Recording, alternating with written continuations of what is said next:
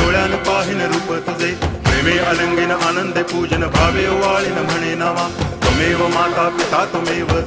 बंधुश्च सखा त्वमेव विद्या तरुणं त्वमेव सर्वं मम देव कायेन वाचा मनसेन्द्रियैर्वा बुद्ध्यात्मना वा प्रकृति स्वभावात् करोमि यद्यत् सकलं परस्मै नारायणायति समर्पयामि अच्युतं केशवं रामनारायणं कृष्णदामोदरं वासुदेवं हरि गिरिधरं माधवं गोपिकावल्लभं जानकीनायकं रामचन्द्रं भजे हरे राम